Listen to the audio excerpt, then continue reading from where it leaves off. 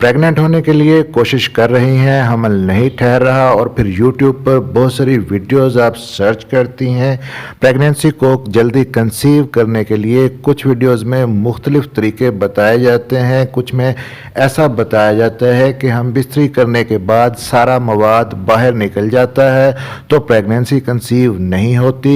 मेरे अपने सब्सक्राइबर्स ये सवाल फ्रिक्वेंटली मुझसे पूछते हैं कि हस्बैंड और वाइफ के इंटरकोर्स करने के बाद हस्बैंड के स्पर्म तो बाहर निकल जाते हैं, तो क्या इस तरह से प्रेगनेंसी कंसीव करने में मुश्किल नहीं होगी? अगर सारा मवाद बाहर निकल जाता है तो क्या हमल कंसीव हो जाएगा जल्दी? और मेडिकल साइंस इसके बारे में क्या कहती है, फैक्ट क्या है, आपको बताऊंगा।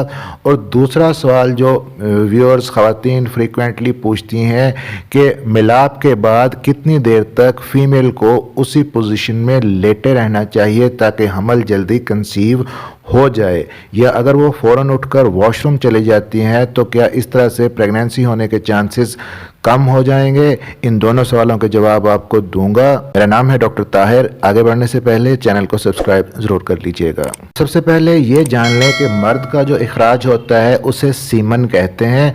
अब सीमन और स्पर्म में थोड़ा सा फ़र्क है। सीमन जो टोटल जो मवाद निकलता है वो सीमन होता है और स्पर्म उसका एक हिस्सा है।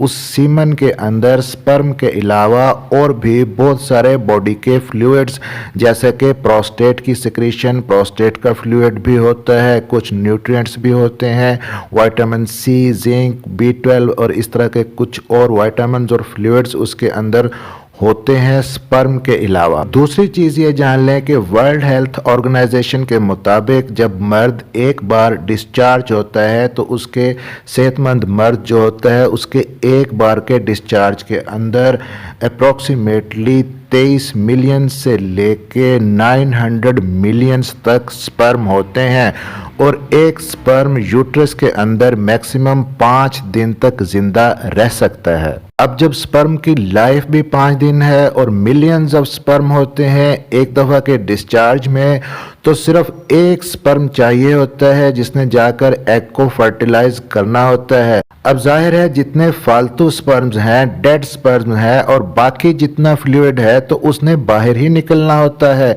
इसमें परेशानी की कोई बात नहीं है, प्रेगनेंसी होने के चांसेस इससे कम नहीं होते।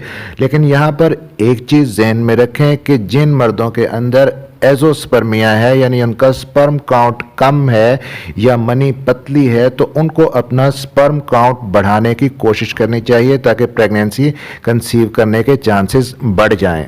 अब आते हैं दूसरे सवाल की तरफ कि हस्बैंड वाइफ के मिलने के बाद फीमेल को कितनी देर तक उसी पोजीशन में लेटे रहना चाहिए ताकि प्रेगनेंसी जल्दी कंसीव हो जाए। अब यहाँ पे एक ही रिसर्च शेयर करूंगा कि मर्द के इजैकुलेट होने के बाद, मर्द के डिस्चार्ज होने के बाद जो स्पर्म्स सर्विक्स के करीब गिरते हैं उनमें से जो एक ही स्पर्म चाहिए होता है, जो प्रोग्रेसिव मोटाइल स्पर्म होता है, तेज़ी से हरकत करने वाला जो स्पर्म होता है वो इतनी तेज़ी से स्विम कर सकता है कि वो 1 मिनट के अंदर ही यूट्रस से होता हुआ फिलोपियन ट्यूब तक पहुंच सकता है और एग को फर्टिलाइज कर सकता है।